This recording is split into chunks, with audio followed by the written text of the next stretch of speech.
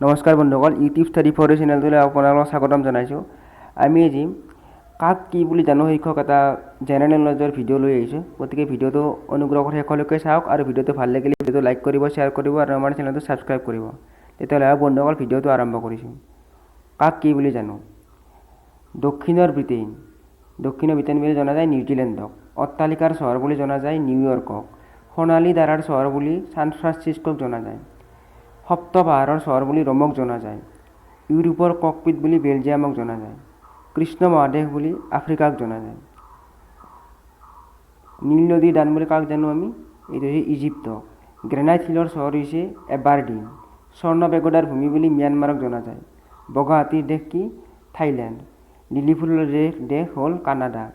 মাজনিশা সূৰ্য উদয়ৰ দেশ হ'ল নৰৱে। চীনৰ চকুলো বুলি হুৱাংহো নদীক জনা যায়। পৃথিৱীৰ মুধচ বুলি পামিৰ মালভূমি যি আছে তাক জনা যায়। শ্বেত চহৰ বুলি বেলগ্ৰেডক জনা যায়। মুক্তাৰ দ্বীপ বুলি বাহৰেইনক জনা যায়। সহস্ৰ হ্ৰদৰ দেশ বুলি ক'লে আমি ফিনলেণ্ডক বুজোঁ। নীলা নদী বুলি ক'লে আমি য়াংচিকিয়াং। তাৰপিছত দক্ষিণৰ সম্ৰাজ্ঞী বুলি ক'লে আমি সিদ্দিক বুজি পাওঁ। শ্বেত মানুহৰ কবৰ বুলি ক'লে আমি আফ্ৰিকাৰ গিনি উপকূলক বুজি পাওঁ। গতিকে বন্ধুসকল ভিডিঅ'টো আজিলৈ ইমানেই। যদি এই ভিডিঅ'টো চাই ভাল লাগিছে ভিডিঅ'টো লাইক কৰিব, শ্বেয়াৰ কৰিব আৰু আমাৰ চেনেলটো ছাবস্ক্ৰাইব কৰিব। ধন্যবাদ।